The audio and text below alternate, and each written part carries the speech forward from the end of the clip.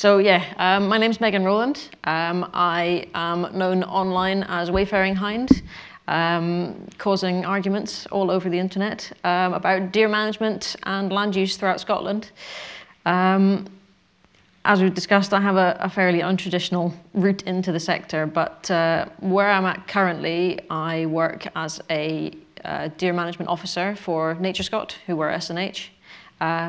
That's quite an interesting role that I've only taken on in the last couple of years, working throughout, covering the whole of Scotland. It's a more policy-based role, which is not quite so enjoyable when you've been out and about roaming the hills without a care in the world. But it definitely has taken me to the heart of the way the sector's changing, and that's been absolutely fascinating.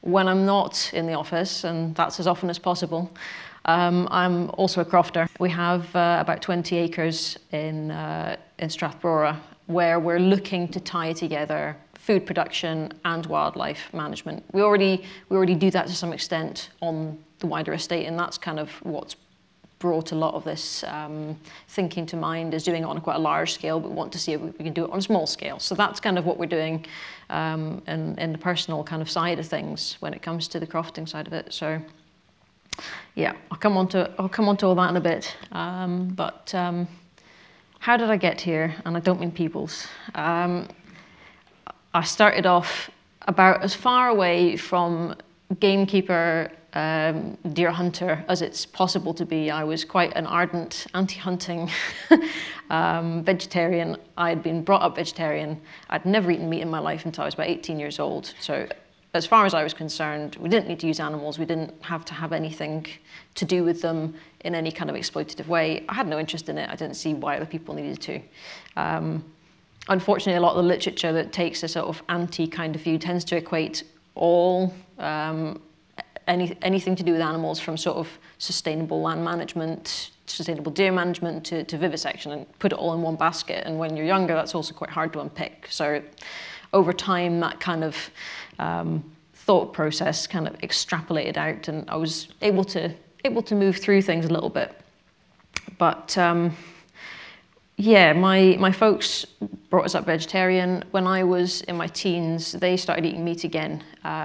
They, for whatever reason, that's their call, they took on a flock of Manx Longton sheep. They're these really fascinating kind of primitive sheep with sort of up to 6 horns and ginger hair, and they're really quite weird looking beasties. So they took them on just for food production on their own croft as much as anything. We did sort of, we had a guy come along, he would slaughter them on the croft, and they'd go in the freezer. Never for anything more than home use. But what it did do was give me an insight into the slaughtering process. And I'm going to, yeah, there will be pictures of animals that have been shot, just fair warning.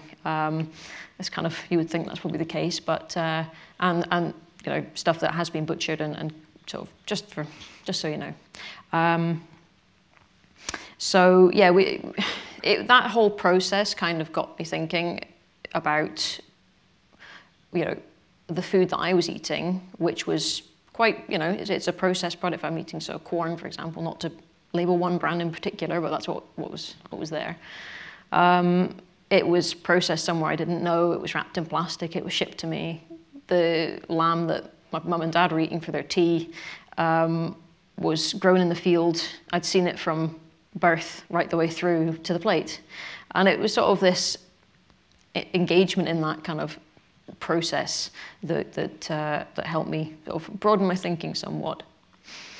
I knew from quite a young age that I wanted to work in the environmental sector. I'd always been interested in nature, and I was one of those kids that brought home every animal to rescue.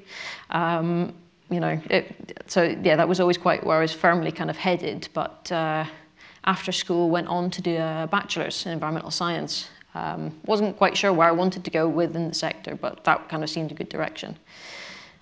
I did about 18 months of the course. I did my first part in Orkney, and I did the second year in Inverness, and I got about 18 months in, and I thought, this is not what I want to be doing with my time. It was the wrong fit, it was the wrong time, and yeah, it just didn't suit at all. So actually, left the course, which seemed like a little bit of admission of failure at the time, but you know, you live and learn, and there is no one right path apparently. So it's yeah, we've moved on from that.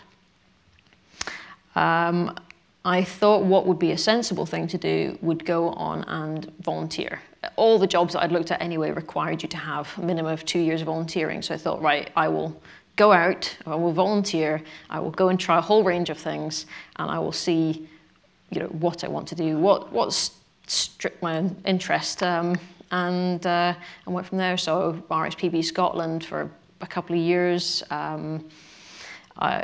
Who else? Game and Wildlife Conservation Trust, Scottish Mink Initiative, Scottish Wildlife Trust. There's a list. It was a really interesting process and a really worthwhile time. I mean, I had some really rubbish jobs while I was doing that. It wasn't sort of living off banking mum and dad at home. It was, you know, really quite the usual sort of Highland holiday housekeeping kind of work. So, but you know, we have to do these things, and it was worth it to get where I am now. But you know, you kind of need to trial and error a little bit. So that was quite a useful process, and it was my time while I was at the RSPB that got me into the deer stalking side of things in the first place, which is possibly a little bit ironic considering they're not always the most vocal about the deer management side of things they carry out. So my boss at the time, we'd been going out to do a survey, and we passed a group of deer at the side of the road, and I, like I said, had recently started eating meat, and you know, had taken the view that if I'm going to do it, you know, it's got to be stuff that I can be assured that I know what its life story has been, you know, has it had a name, I'd said to my colleague, you know, if I'm going to do it, and I feel that it's right that I should perhaps see the process through and know that I can not just watch someone else dispatch an animal, but can I do it myself? Can I take it from a walking, breathing creature to putting it on the plate? So that was quite an interesting proposition. He said, well, okay, I'll take you out deer stalking. Right, okay, that's out of the blue. I thought he was joking, left it at that. And I got a text that weekend saying, right, I'm going out to the hill, do you want to come? And, well, right, okay, off we go. And I absolutely loved it. It was a fascinating experience. It was far more, I mean, I was quite nervous about going. I didn't know what to expect. You know, my family had nothing to do with hunting, shooting, fishing at all. It was very much a kind of baptism of fire, and we spent a long day on the hill, and eventually stalked into a stag and shot it and carried out the process and took it to larder, and it struck me at how clinical the process was. I think there's this sort of idea that a lot of wildlife management, a lot of deer stalking, a lot of like country sports can be about the show and about you know, there's a bit of glorification in some of the sort of trophy pictures that people post online. And it struck me that it was a very clinical process and a reminder that actually we are producing a food product. And it crystallized a lot of thought processes for me, and I thought, right, okay, let's do something of a, maybe not quite a 180 turn, but a 90-degree shift at least. And that got me started on the deer stalking process. I went out and we have a set of qualifications within the UK, deer stalking qualifications. There's level 1, which is a sort of 5-part theory test. You learn about how to dispatch the animal, what diseases you might need to be aware of, what species we have in the UK, seasons, firearms regulations. It's quite, there's quite a lot to take in over the course of a couple of days. But it's quite a useful starting block. So went and did that as a sort of shooting test as well. So went and did that, got up to speed with it, got my level 1, and started looking around at gamekeeping jobs, which was, if you look like me, it's a little bit harder to get into. If you've got no connection to the sector, then it's really quite difficult. I started out doing a little bit of beating on pheasant shoots. I had my dog, and she thought, she was a rehomed flat coat from the middle of London. She was absolutely delighted at the prospect of being able to go out and chase and catch pheasants. That was a revelation. So we started out, and a lot of it was just networking at the beginning and going out speaking to people and, you know, just, again, trying to break in, trying to gain experience. I spent a season working on a pheasant shoot down in sort of Perthshire, Angus area. Interesting to do. It gave me an insight into the process and how these shoots are run and why, and some of the benefits that can be had for them. And it also let me know that I definitely didn't want to do any work on a pheasant shoot or anything to do with that. It's just not my cup of tea, and that deer were where I wanted to go. So at that point, with no qualifications beside a deer stalking certificate to my name, I thought, right, I need to retrain. And I engaged the Northland College UHI and started doing their Gamekeeping national certificate. Part of that course is that you need to have a placement. It's a very practical course. You need to be, you know, you have to have an estate that vouches for you and lets you work with them. So I'd sort of been, throughout this whole process, posting on Twitter and Facebook and been writing little blogs about what I was doing and why and how. And out of the blue, I got an email off my colleague, my now colleague, saying, my old employee has just left, he's gone on to do other things. Would you be interested in working with me? Which was quite a nice surprise. At which point I emailed back and said, well, yeah, but you've got to take me on as a student. And he went, right, okay, well, I'm on the board of the college anyway, so that's not a problem. which is a happy situation to find yourself in. So I did my 2 years as a student there, a national certificate and then a higher national certificate. It's just depends on how much time you're spending in the classroom, depending on which course you're doing. But it was good, it was useful, really handy networking experience, and yeah, one of those things also gave me some qualifications under my belt. And after that, I stayed on the estate for another couple of years, and really got sort of tucked into the whole premise of land management beyond just carrying out deer stalking. There's a lot more to it than meets the eye. Typically, you'd sort of expect it to be about, you know, the dead roe deer or the dead stag, but the use of technology, whether that's sort of camera trapping or various monitoring, counting using drones and thermals, there's a whole range of things. The part of the job that, you know, that often doesn't get any press at all is the sort of habitat impact assessment work that was carried out, and managing habitats. Ideally for deer, we're managing for a sustainable offtake. We're managing our habitats to prevent damage, but we're also then getting the benefit of protecting and helping conserve other species. So, yeah, there's a lot more. Was a lot more to it than had first my little emo vegetarian self could ever imagine when I was living up on Orkney. So yeah, the world of land management is definitely on the change. It's one of those sectors that's definitely suffers from its aye been. In the sort of time that I've been involved with it, we've seen, you know, huge changes, been reviews and all sorts of things I'll come on to later.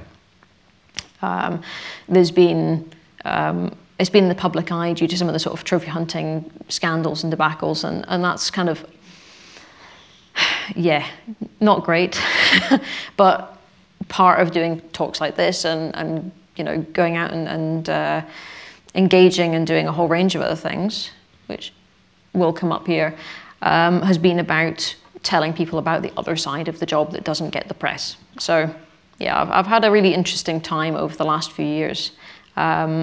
I went on and managed to get on a postgraduate course. I missed the degree part entirely altogether. Obviously, it wasn't suited to me at all. I went on a postgraduate course in countryside management. Again, just to build qualifications and experience. Again, I've done quite a lot of work with Land Trust Scotland. They've been very supportive. They're quite keen advocates of there's no one right path into any sector, particularly rural careers. And that's definitely something that I've hopefully helped be an example of going forward. Through my work with, in my time at the college, I actually won the award that they had for sort of land-based learner of the year, which was quite nice surprised to get that. I mentioned the deer management qualifications earlier as well. They're something that I think is a really good starting block. The level 1, as I say, was a theory course. The level 2 was it used to be 3 witnessed stalks. You had to go out as an individual and be observed by somebody carrying out 3 stalks. Can you identify? Can you successfully stalk, successfully process, and safely retrieve and carry a deer back to the larder and put it into the food chain? So I did all that during my time on the estate, and I'm now an approved witness to help other people do that. So do a little bit of coaching for people beforehand to make sure they're up to scratch and they're all the skills base up to go, and help put them through that process. It's all about upskilling people within the sector and sort of helping move folks on. I worked a little bit with the British Deer Society, sort of going to shows and things like that, and that was quite good. They're a good society dedicated to the welfare of deer, so that was quite useful. I was able to spend some time as a columnist, I think 3 years with Shooting Times, so talking about, again, what I do, how the year works, what the job entails, and a whole range of things, because a lot of people just, there's a sort of mystique about Highland deer stalking, and it was quite nice to sort of actually openly discuss the ins and outs of the job from the deer stalking, habitat, predation management side of things as well. So quite interesting. And then I've done a couple of other things, just various talks and shows. So it's been an interesting kind of ride. There have been challenges. It is a physically demanding job. There's no two ways about it. And women in a man's world, it's been a man's world for a long time for very good reasons. It's very tough. You need to be fit. You need to be active. There's a lot of heavy lifting. Less so now, and that's sort of one of those things that has changed with sort of quad bikes and winches and all sorts of ATVs and bits of equipment. I can now go out and harvest deer and carry out this job safely without endangering myself and other people, which at one point might have not ever been possible. So, as time goes on, the sector is definitely becoming more and more friendly to a range of people. It's Scotland, we have bad weather, that's just a given. One of the things that's come up when I've spoken to other women in particular is our clothing is terrible. There's not a great array of clothes, so you do tend to spend a lot of time looking cold, wet and miserable when you're out on the hill, but it's almost to be expected. And it's long days. During the stag season it can be 6 weeks of 14+ hour days. It's a long shift, it really is. We've got all Scotland's myriad of lovely biting insects. You get to experience them all firsthand all throughout the year. That's one of my favourite, which is our giant horsefly, which is about the size of my thumb, which is absolutely horrifying when you're out on the hill and you start getting swarmed by them. Never a good thing.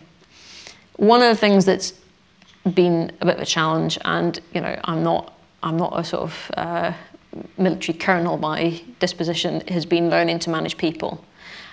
We get a lot of the stuff that we do is taking clients out stalking. It's learning to manage people. It's one of those jobs that nobody trains you for. When you're out stalking, like I said, it's a very clinical process, and when you're viewing it through a sort of an objective land management lens, you go, I need to shoot 40 stags and I need to shoot 120 hinds, and you go out and you stalk them, and that's that, and you can be quite pragmatic about it. But for clients who are coming along, they've perhaps never seen a deer before up close, they've never stalked deer, it's a big deal for folks, and it can be a lot to process. So learning how to manage other people and their adrenaline levels, and making sure that they're safe with a rifle, and that they're going to dispatch the animal successfully and safely. That's all part and parcel of the role that it takes a little bit of getting used to. Being able to tell a group of grown men to sit down and behave themselves it's a little bit empowering, actually. It's quite quite good, but then that also does lead on to the other side of it, which is the excellent part of it. And sometimes that doesn't work, and sometimes there are or have been remarks made about me, this, from the very sort of quite sort of tame kind of a surprised look when you say, yeah, I'm your stalker for today. to people making quite lurid and lewd remarks, or, you know, yeah, not to be too crude, but oh, it's a stag and a shag, is it? You know, it can be a little bit coarse, and that takes a lot to get your head around. And as I say, to manage the people involved and be able to stamp them down and make sure that you walk them up the steepest hill possible. Does tend to reassert the dominance levels. It's quite useful trick to learn. So yeah, it's been a varied career so far, but definitely taught me some interesting life skills that I probably wouldn't have learnt just going through university. So, what is it about this job?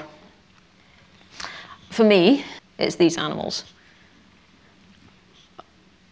I think they're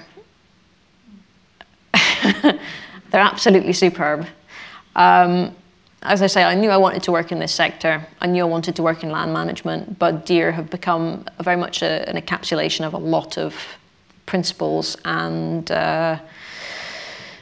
ways that they've crystallized a lot of my ways of thinking about land use and land management, not just viewing perhaps something as a problem, but how can we make it into an asset? How can we get the best out of a situation? I knew, again, like I wanted to work in this sector. I suspected that I wouldn't always want to be on the ground doing the job, although that's been probably the most fun part of it so far. But I knew that if I wanted to work in any kind of management position, I also wanted to have done the job first. I wanted to know in all reality what it means to tell someone to shoot more deer. You know, we do hear that phrase across Scotland. Scotland has a deer problem, and we need to shoot more deer, but what does that mean?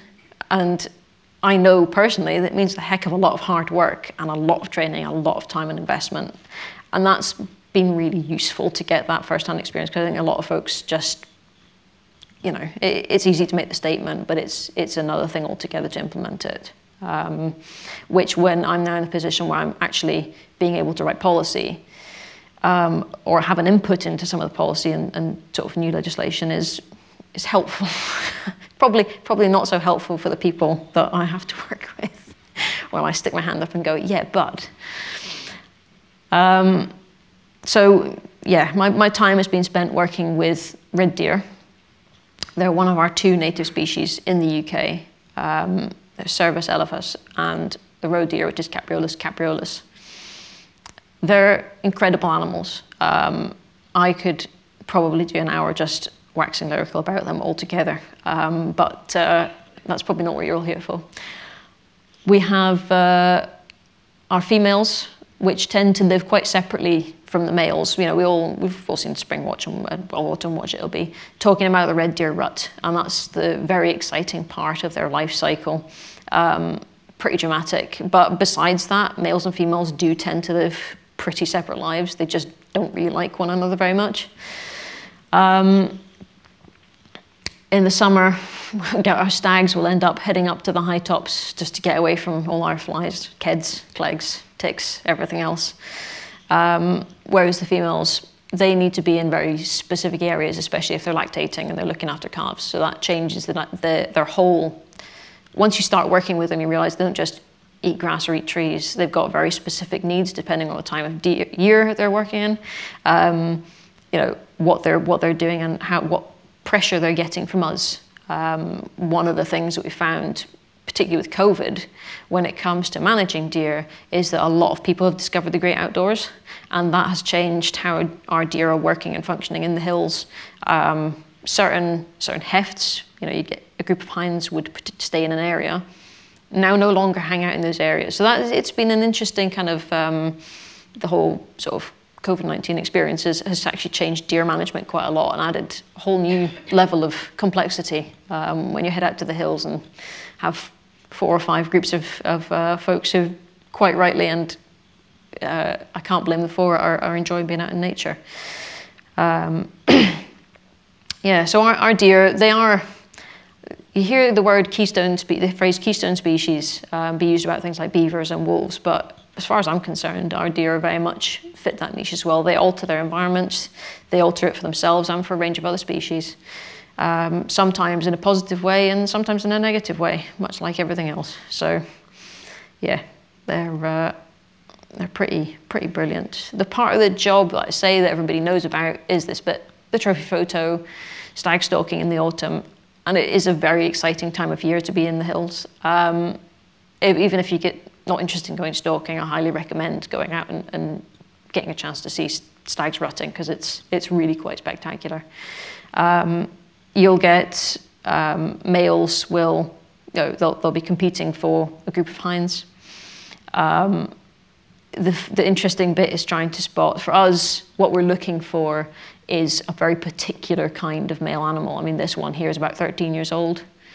We're looking for for our clients who are come stalking, they're looking 9 times out of 10 for a trophy to take home. A trophy, I hate that word, but it's the one we have to use. For us, that should be a reflection of our deer management. So that needs to be a stag that is a certain age, a certain health class. I mean, there's a phrase people use when they talk about deer management, and they say, we only go out and we cull the old and the sick. And I absolutely hate it, because I'm thinking, well, you're telling people you're putting that into the food chain. That doesn't sound very good. So what we're looking for is an older class of animal. We're not looking for young stags that haven't done anything yet. The sort of the babies that have been kicked out from this last year by mum's new boyfriend. We're not looking for the middle-aged animals who are still to come into their prime. We're looking for the older boys who have come back to the area for a couple of years, at which point they then possibly stand the risk of mounting their daughters, which is never a good thing in any species. So what we're looking for is a stag like that. It's a nice thing for the client to take home, and like I say, a good representation of the class of animal that we're looking for. It's a balancing act between carrying out the work ourselves and ensuring that there is a cost income to ensure the work can be carried out. I mean, we could go out on the estate and shoot 40 stags. It's not a big deal. We could do that earlier in the year when they're all together, or in the winter when they feel like heading down to the side fields because they're all knackered after rutting. But for the client, they come to experience a very particular experience which doesn't exist anywhere else in the world. People come specifically to stalk Scottish red deer stags because it's a globally specific experience. So yeah, it's and a lot of people pay money to do it, and like I say, that helps us then carry out the rest of the work. In the rest of the year, it pays wages and it pays for fuel and it pays for equipment, which is the side of it that's tricky. We have our hind cull, which sometimes is assisted by clients, particularly Scandinavians. That seems to be something that we get a lot of Norwegians and Swedes will come over and stalk hinds. It tends to be sort of Swedes and Germans with some Americans for the stag stalking, but it's all very often Scandinavians that come for the hind stalking. I don't know why. It's just one of those things. Perhaps they're more sort of, I don't know, engaged in the management side of things. I don't want to make a judgment, but that's, yeah. So yeah, it's the difference in the day. You can go out with a client and stalk one stag. You might go out with yourselves and shoot half a dozen hinds or more. And if we're looking at population management, managing females is the bit that we have to focus on. All this is informed by, as I said earlier, our habitat management work, and that's probably the slightly duller part of the job, the less contentious part of the job, or depending on who you speak to, quite a contentious part of the job, depending on what metrics they're using to measure their habitats with. Some people would say that, they're in certain areas, depending on the way they look at it, there are too many deer. Somebody else might look at the same patch of ground and say, that's the right amount. So it's an interesting one, but Nature Scott, Scottish Natural Heritage, whatever you know them by, help by carrying out deer counts. You can just see the herd just there from helicopters. They'll do it on ideally a sort of, what would it be, 6 to 8 yearly basis. They'll go around, try and get round everywhere. It sounds pretty glamorous, flying around in helicopters, but it's basically a few solid weeks of everybody throwing up a lot because of the motion sickness. Yeah, it sounds great. Reality is it's not great. We've got our training next week and I'm dreading it. What that allows us to do is take a snapshot on the day of the number of deer on the ground. That can then start to get married up with foot counts, which are carried out by stalkers, by land managers.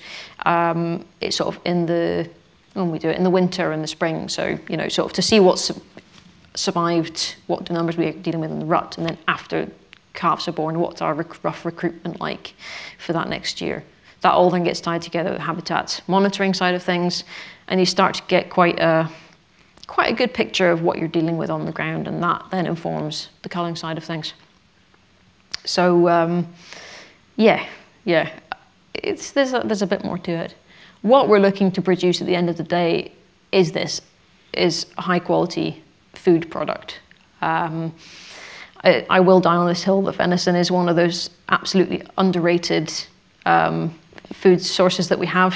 When we're viewing our deer as a problem, we're absolutely ignoring the fact that they're some of the best top class, free range, organic protein that we can be eating. So yeah, I'm kind of a fairly ardent advocate for eating more venison. So yeah, we need to be working on changing the way that we view our deer management and the products at the end of it, and viewing them as an asset rather than a problem. We are carrying out a lot of work for a range of other species. Like I say, we use our deer, you know, to manage the environment. We're managing numbers depending on the habitats that they're in, and that can then either negatively or positively impact a range of other species. So for our amphibians, I work in the southern peatlands. We have a lot of these guys, toads, newts. We've got some pretty good populations of newts on the go, slowworms and lizards. It's managing habitats for the benefit of others. The estate that I work on is slightly unusual. Increasingly, habitat management plans are coming to the fore, and more estates are kind of getting their heads around them and using them to sort of guide their management processes going forward. It's something that we've been using for quite a while. So it's sort of fairly in-depth document that looks at deer, obviously, perhaps muir burn if people use it, forestry, native woodlands, peatland restoration. A whole range of things, crofters if you have them. Not everybody does, but yeah, we can cause a bit of trouble when we're on the ground. All these things, it ties together. So the plan that we've worked to for the last decade or more has focused on quite a set suite of species, which was informed by the local biodiversity action plan. We're managing the ground for golden eagle, merlin, kestrel, who else? Hen harriers, golden plovers. But then we're also looking at sort of secondary benefits for a range of species. So white-tailed eagle have started moving into the area. Ravens, all our sort of passerine species. That's I think spotted flycatcher, which is a redless species, which is quite nice to find it nesting in one of the woodlands. And yeah, a whole range of species. Yeah, one of the things that we're looking at is woodland creation. That's obviously quite a big thing across Scotland now. We're looking at sort of massively expanding our forest cover to capture carbon. One of the things that we've specifically looked at is this species, aspen, Populus tremula, I think.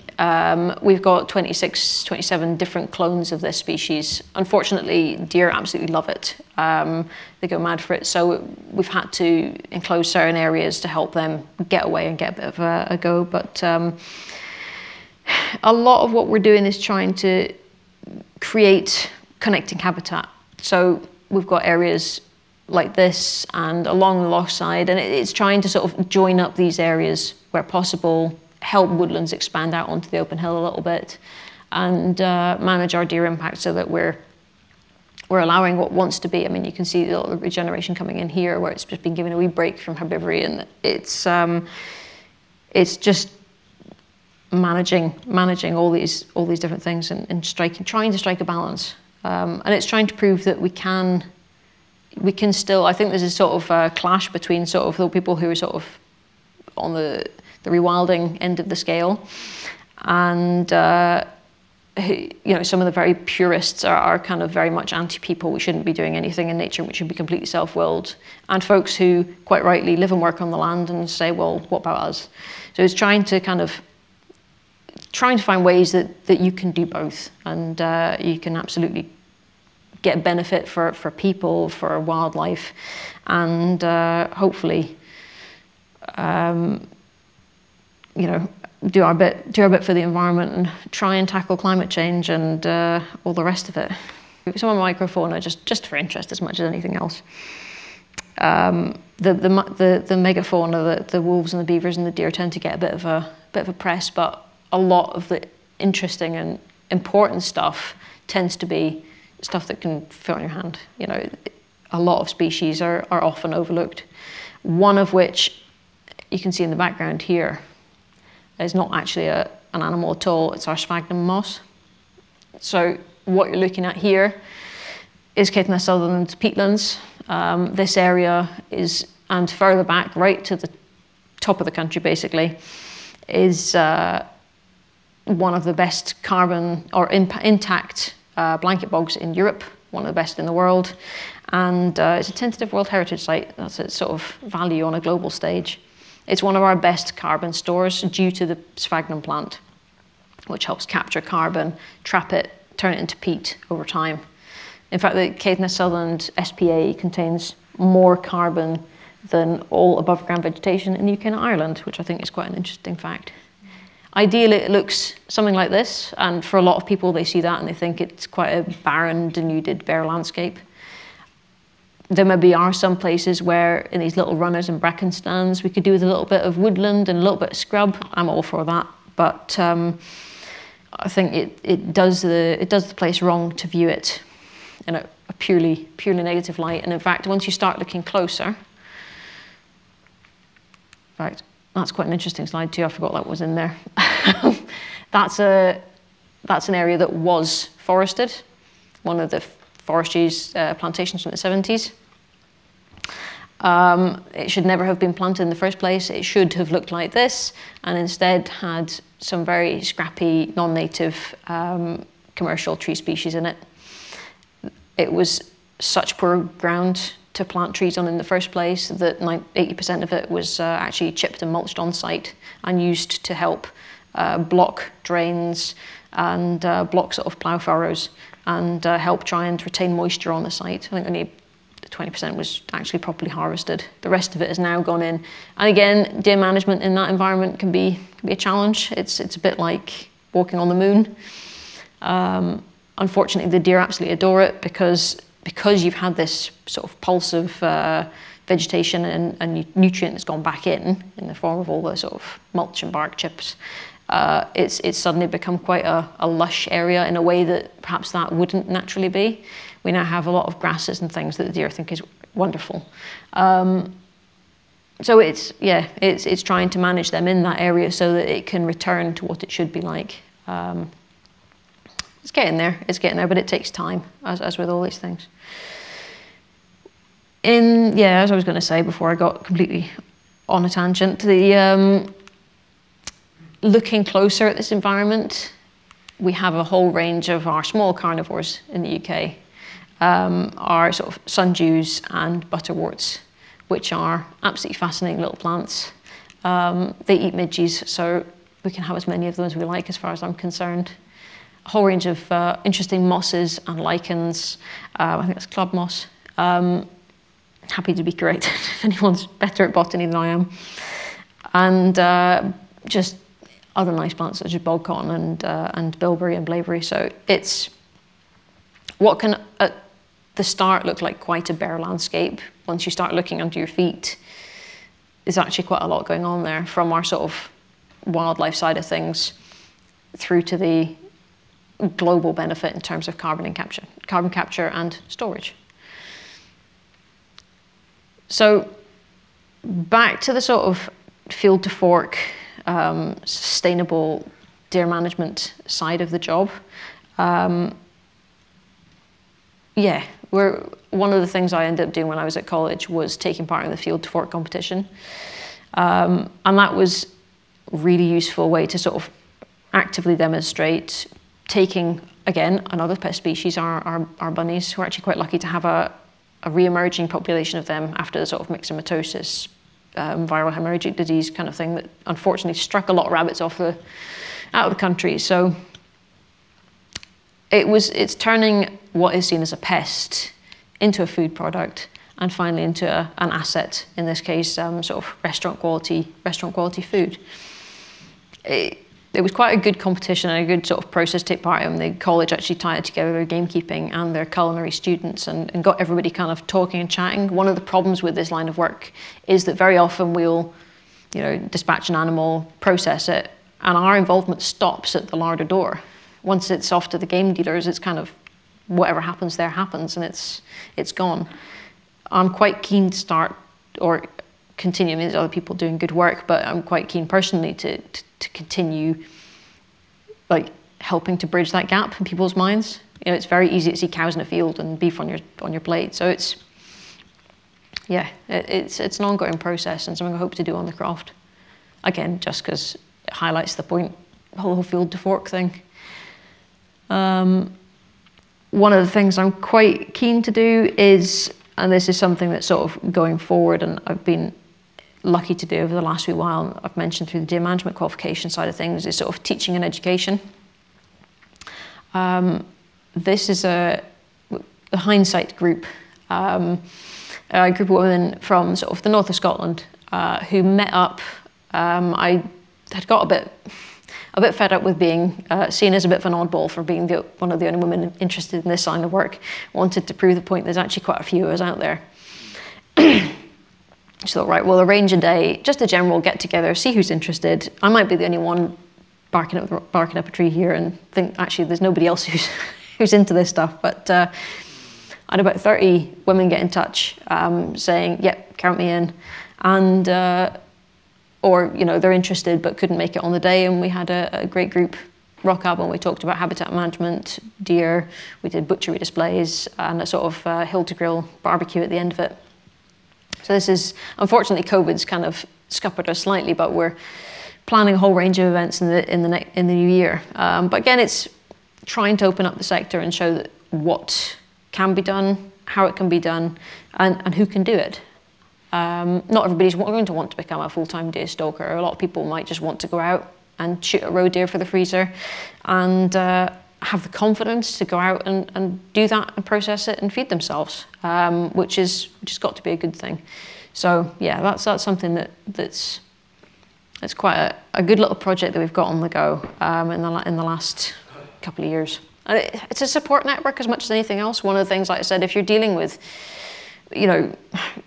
not being able to find sort of active stalking gear that fits you in the shop, or people making lewd remarks, or any of these things, it's nice to know you've got a peer network. And yeah, that was as much part of it as teaching and education. So that's quite good. That's my friend Kathy doing her level 2 assessment, trekking off down the hill. Again, it's something that we're quite keen to keep pushing forward, and doing field to fork events. This is something we're hoping to do on the croft. Once we get sort of a nice shiny new larder set up, is to basically be able to host people and be able to sort of help them undergo the field to fork process without some of the hassle and palaver that I've had to go through over the years to learn how to do it. So yeah. So what's next for me? Continuing in my work, I have every intention of continuing to advocate for sustainable deer management. It's definitely one of those things that's, as I've said, we have a tendency to view a very positive thing as a problem, and I'm not saying that they're not a problem in some places. We absolutely need to be more on the ball, or even letting people know there is a ball to be getting on in some areas. Yeah, I'm absolutely of the opinion that they are one of our best assets. And like I say, in terms of a sporting experience, I hate the word sporting, but what can we do? In terms of an experience, Highland deer stalking is absolutely up there on the global stage. And I think that we are kind of, it's that striking a line between making sure people know that and making sure the whole story behind that is known. Helping to shape deer policy, it's basically what I'm doing day to day. In fact, I had this presentation a little bit earlier, so it's quite nice to know I'm actually holding up to my expectations of what I hope to be doing. Continue to educate and train people by doing things like this as far as possible, and hopefully with a bit more practice once we're back in the real world, and encouraging more women and girls to get involved in the career in the sector, and making sure that there are sort of jobs and avenues for them to do that. Again, tying back into the policy kind of work that I'm doing. In terms of the sector, we're in a really interesting time. Scotland, probably more than England and many other places, land use, land ownership is very much in the public mind, in the public consciousness, and combined with the sort of climate and biodiversity sort of emergencies and crises, there's a lot of changes underway in terms of how land is used, who uses it, and what say the public have in that management, if public money is going towards managing it. So yeah, it's a really interesting time to be working in the sector. There's a phrase that you might have heard knocking about nature-based solutions. A lot of that, viewing our restoration of nature as a way to help ourselves, in terms of like flood mitigation or water storage or carbon capture or various other things. So that's definitely going to be quite a key part of things going forward. With regards to deer management, yeah, we're facing quite a lot of changes. We had a deer working group report, which was carried out a couple of years ago. It was quite an in-depth review into the whole of deer management across the country, how it's done, why it's done, who's doing it, what it costs.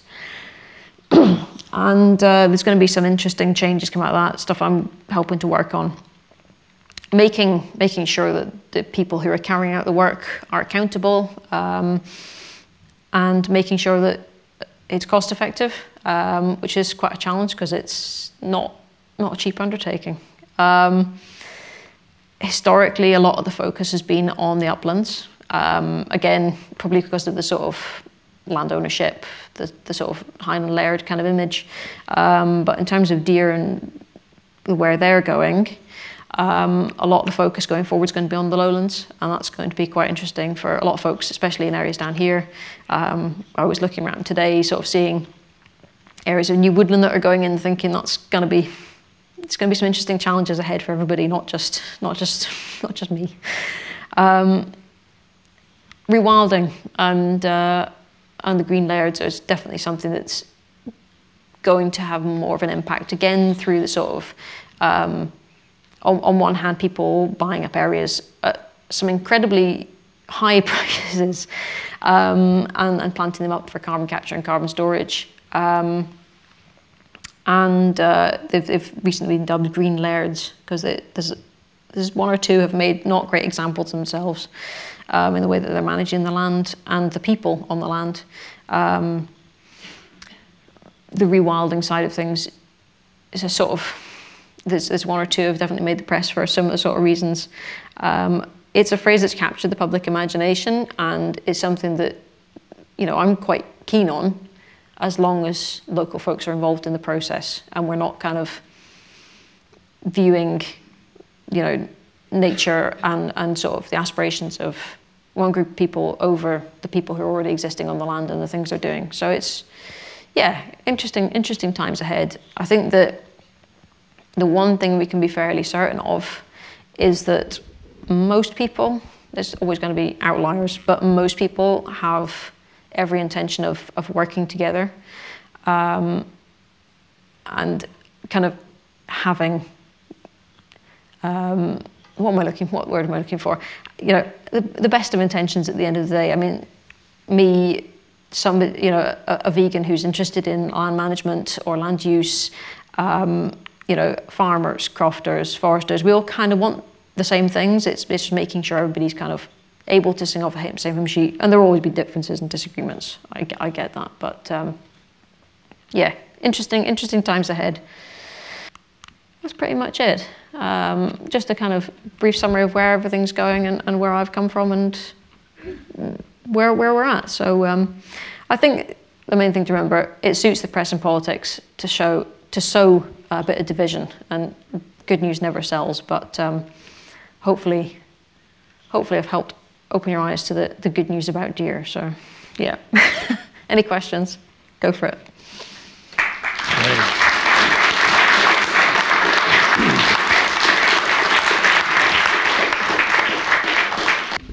I believe that there's a big cull coming off a deer. How are they going to do this? Are they going to do the same as what they did at Glenfishie with helicopters and people shooting deer out of helicopters, dragging them along the ground, losing all the animals because they weren't fit for human consumption? I sincerely hope not. That was not a good demonstration of best practice or any practice at all. It was not a good day out for anybody. I sincerely hope that we don't see that sort of thing again. I think that, like I say, what I've tried to get across and what I try to get across in my work is the reality of the cost of, we're talking about these vast culls of deer. Okay, we're going to reduce the deer population down to X per deer per square kilometre. What does that mean in the reality of doing that? And it's not going to be a simple quick fix, which I think, some folks might think it would be. I don't know that there's any one answer, and I think that Basque have had, kind of having ideas about folks coming out and, recreational stalkers having a role.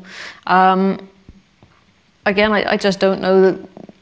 Yeah, I don't know what the answer is on that front. I don't think it's shooting from helicopters, though. I don't think that's going to be good for anybody.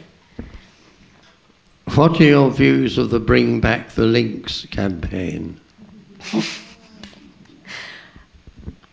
I don't fundamentally object to having lynx in the UK. I think that what we need to do is be quite realistic about the impacts that they could have and how we work with people with quite legitimate concerns for their wildlife and their livestock, which at the end of the day is their livelihood. And making sure that those fears are adequately acknowledged, compensated for.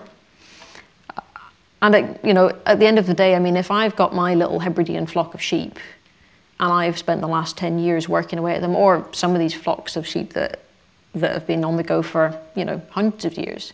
There's a lot of history engaged and involved in that. That needs to be recognised. It's not just people concerned about, I'm going to lose a couple £100 if a lynx gets in and kills my sheep.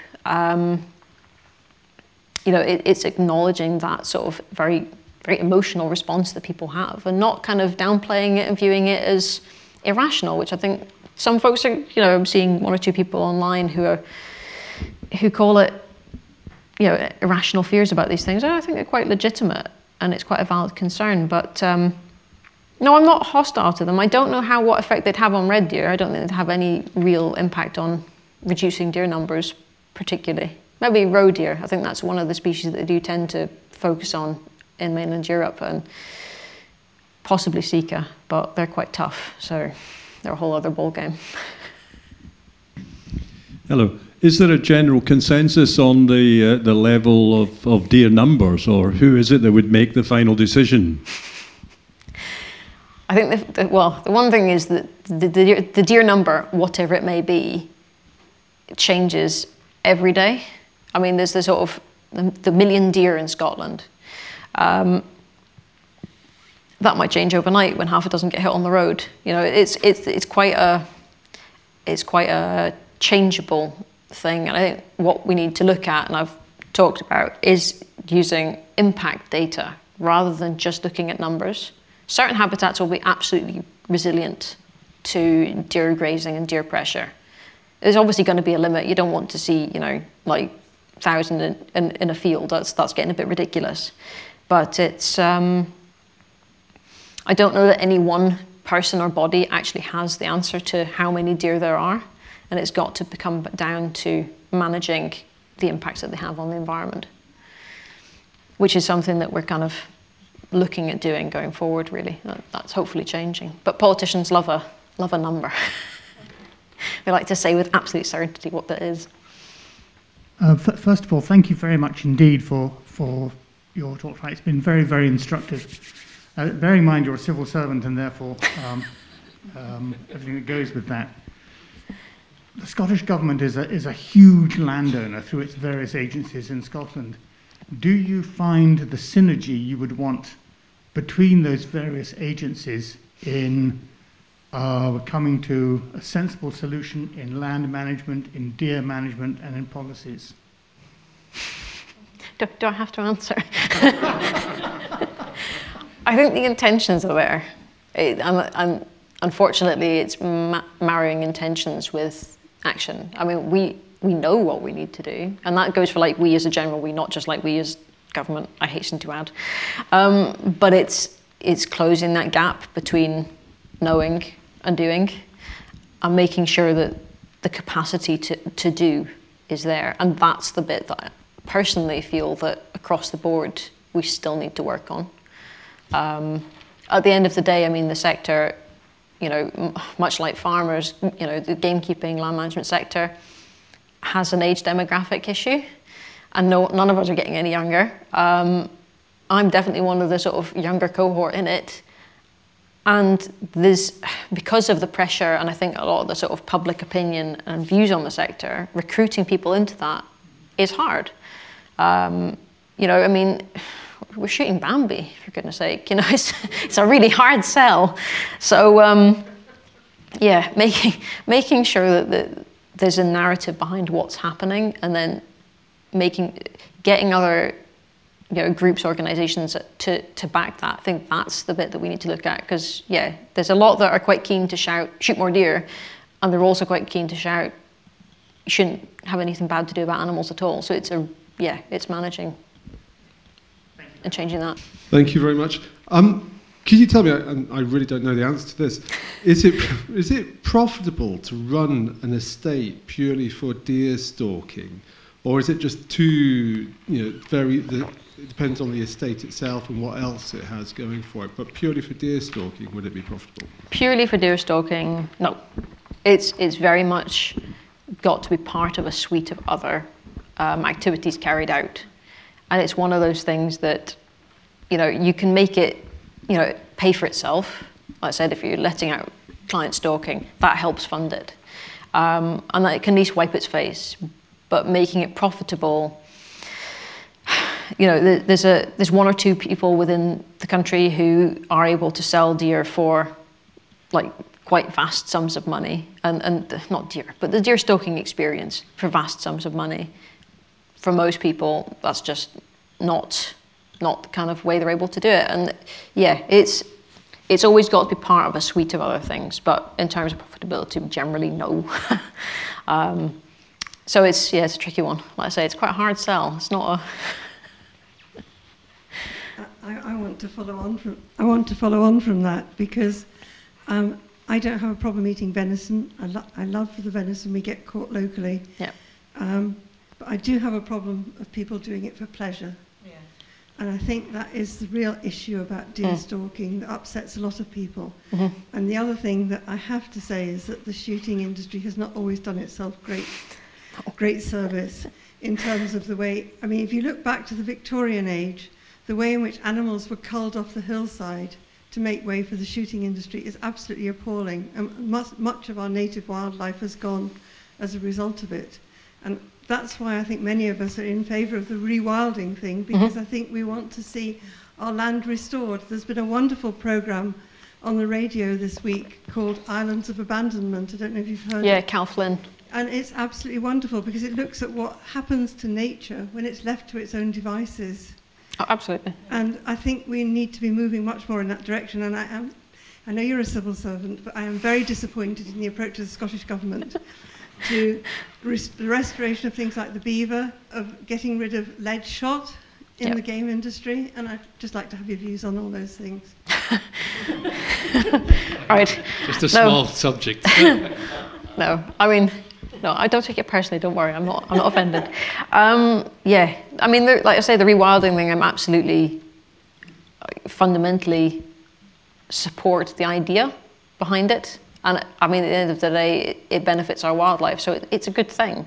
I think, like, as someone on the land, my kind of personal reservation around it is, where do I fit in? And I think there's a few people who are very vocal sort of exponents of the rewilding thing haven't quite sort of... Look at the England Isabella tree is making out of her estate in Sussex. I know, but if everywhere was like NEP, then how do we sell it? You know, how do we make money out of it? That's the kind of difficulty that I have. I mean, I'm all for it, and I think it's great. And I don't want to be seen as not. But in terms of I'm not sure how much I can probably say about the sort of the government stuff. You're amongst friends. You talk openly. I'm on camera. I'm being well recorded. Do you want us to switch off? No, that would look even worse, wouldn't it? It's just blank screen for that section. No, I mean, the lead shot side of things, that is changing. In terms of the deer sector, that was something that was brought up in the working group report, was the use of, for lead ammunition and looking to phase it out in favour of non-lead, sort of, they're called non-toxic. I think it's a bit of a weird word to use, but that is something that is being looked at. And I think it's one of these things that is, the shooting industry could do itself a few favours. It's definitely not done itself the world of good in terms of the behaviour of some and some of the choices that are made. I mean, one of the things I think, to go sort of slightly off tangent, is a voluntary moratorium on species like woodcock would have been a really good thing for the shooting industry to do. You know, they're on the red list.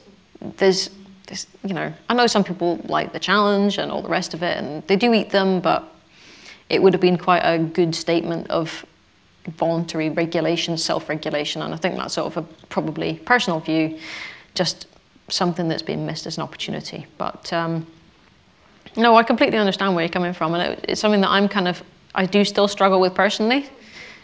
It's a really complicated thing. I've spoken to other friends who've sort of had a similar sort of journey and gone from sort of vegetarian or vegan to at least stalking deer, and it's a very strange experience. I mean, I think that the one thing that everybody's agreed is it's not enjoyable. It's not the killing, and it's not the death of the animal that's enjoyable. It's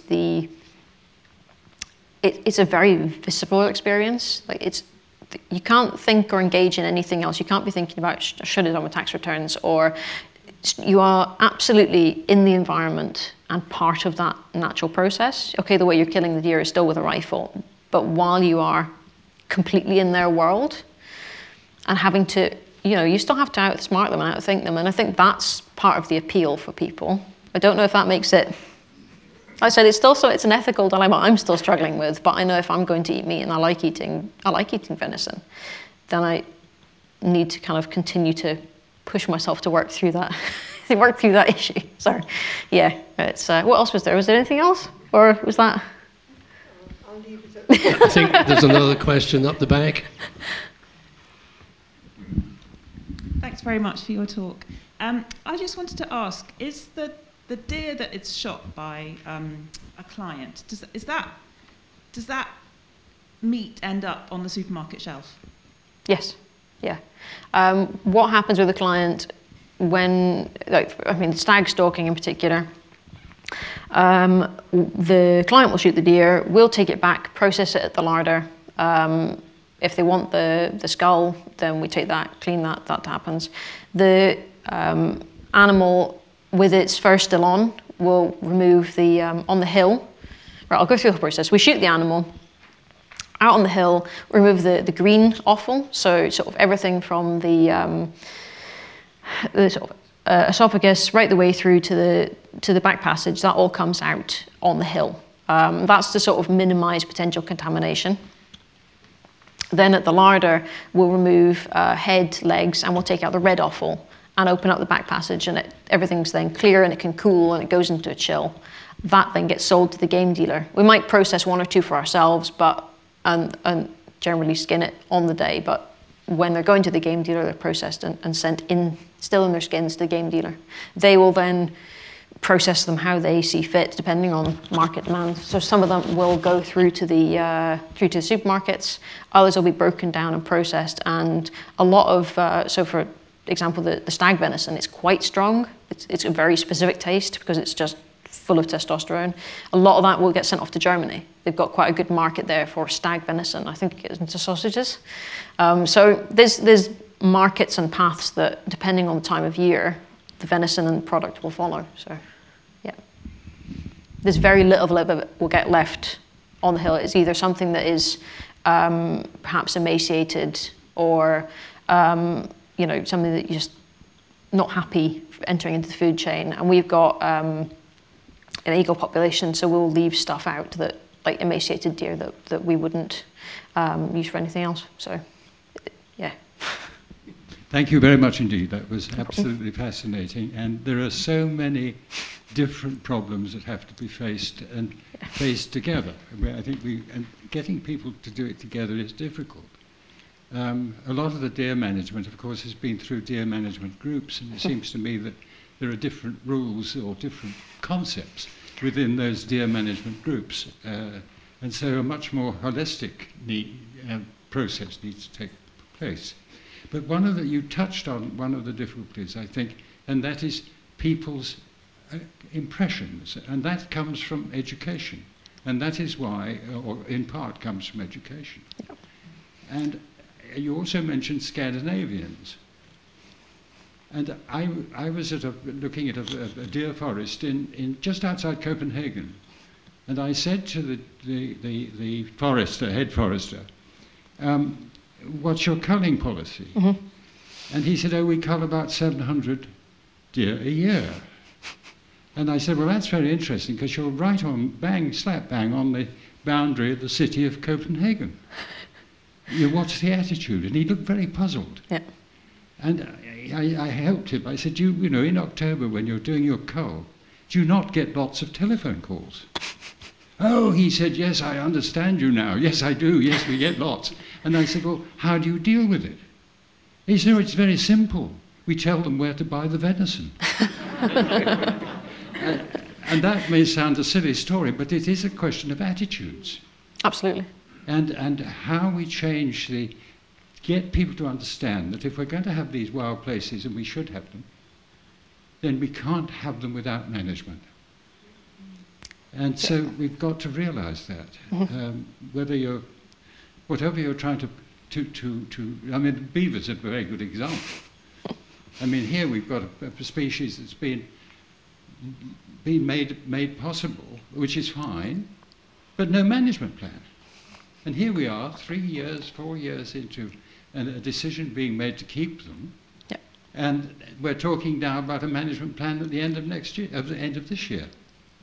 And that is nonsense, because people don't understand from the beginning that there will be a necessity to cull. Mm-hmm. I wrote a paper for my postgraduate thing. It was to pick a topical issue in agriculture. And I thought, right, beavers, that's pretty good. That gets people interested. And part of the conclusion I proposed was a similar sort of model that we used to deer management, which was sort of catchment level collaborative groups. So looking at, can we sustain them? How many ideally, because you're going to reach a certain point. They're rodents at the end of the day. If they've got food and they've got space, they're going to breed and they're going to go and do their thing. And there's going to be places where they're absolutely perfect. I've seen them in Norway and in Sweden, and there's a lot of areas in Scotland that they'd be absolutely great and they do good things and create lovely little pools and ponds and wetlands and perfect. And there's areas like in Tayside where they're really not what anybody needs. whether that's because they're burrowing into banks of rivers and causing riverbank collapse, or they're trackling back and forth into crop fields. That discussion, I don't know how much I can probably say being a civil servant, but I won't cut myself short now.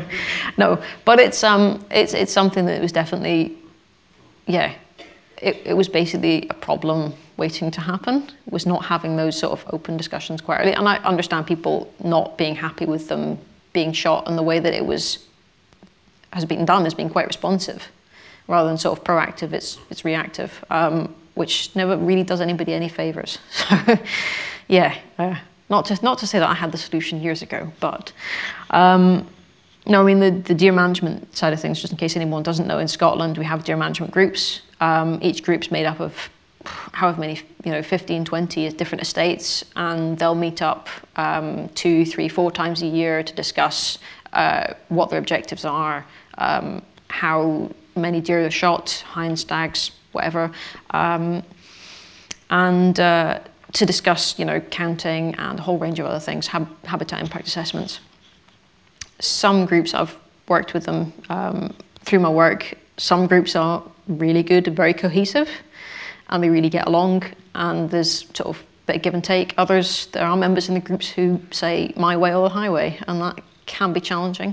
And that's, having been in the room when that happens, it's interesting. And it makes it hard when everybody else is kind of willing to have a little bit of back and forth, and there's certain groups that just tend to go, nah, this is our decision, and you can chew on it. So it's and that's not always. There's some NGOs take that view, and there's some private landowners take that view. It's difficult. I'm not saying that any of this is straightforward, but no, I like the point. It's the education side of things that we need to focus on. And I mean, if anybody in this room, happens to talk about deer, we'll talk about the process and talk about the venison side of things as well. So, if we want to have a rewilded Scotland, then we need fewer deer and we need people to eat them. Sorry, go for it. Hi, Megan. I actually got in touch with you by email. Yes. I'm Elisa, hi. Because I was really excited about your story. I guess I am what some people would class as a vegan, but I don't like that term. The main reason I gave up eating meat was I didn't like the process of the journey to the abattoir and the stress that surrounds most farm animals. And I'm a bit of an enigma because I worked on Bonington Farm for 4 years, and I got a lot of strange looks when I said I didn't eat any of the eggs or the meat. And I just wanted to say that I think from my point of view, it's more of a connection back to nature as well. So for me, I said to you that I would love to go on a stalk because it's something about being out in nature, watching a wild animal, whether they're supposed to be here or not, with things like fallow deer and sika deer.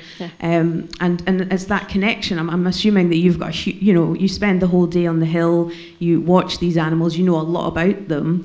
As a youth worker now, I'm very keen I tried to get a few of the young people to come with me tonight, but I'm hoping to show them the film. I'm very keen to try and get some of them involved in that connection to nature and what you're actually eating. I had venison recently from, I think it was from Portmore estate. My friend shot, he's a stalker. And it was the best meat I had ever had. And I've not eaten a lot of meat in my life, but it was amazing. And I just wondered how you feel like how we can get more people to actually eat venison as a, as a good commodity as well. Yeah. Good question.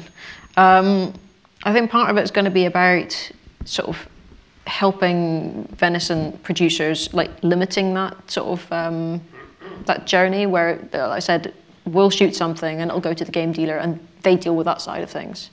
I mean, my mum gets people all the time saying, "Oh, where can I buy venison? Does Megan know where I can buy it? Can I buy some off her?" And that shouldn't happen in the Highlands. That's something. I mean, especially. There's a game dealer's just down the road, but so it's that closing that link, and I think there's going to be, or personal opinion again, there should be some way for, whether it's a bit of support or kind of, I don't know, business planning support, helping people who are producing the raw product take it through. And there's a few estates now doing that, are taking it through and producing a product people can buy, at the roadside, so to speak. And I think that's got to be part of how we do it, is making it, easy to access. I mean, it's not a complicated product to cook with. There's a guy on TV the other day saying, if you can cook with mince, you can cook with venison. It's not rocket science. I think some of the game sector, and perhaps in its own way, has made it a sort of a niche luxury product that you get in restaurants. Going out for dinner, I'll have the venison Wellington. It's that kind of, and it becomes a really complex thing that people have to, have a culinary degree to master. And people say, oh, it's very tough, or it's very gamey, or it's very dry. We need to be really careful when you're cooking it, and it becomes this thing that folks aren't sure how to deal with anymore. Of course it varies depending on whether you're eating stags or hinds, or you're eating, sika or roe or muntjac or red deer. And that's part of the joy of it, is that it's not just venison.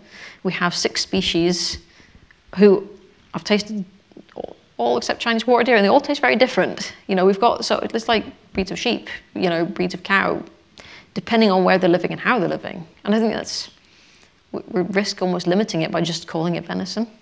Again, it's part of education, and it's part of discussing it and helping people understand, what it is, why we're doing it, and creating a narrative and a journey. So yeah, I don't know. I think that, if I have an estate and I'm shooting sika and I'm shooting red deer and roe deer, I would be wanting to sell those as 3 separate products and highlight the benefits and the best ways to cook them.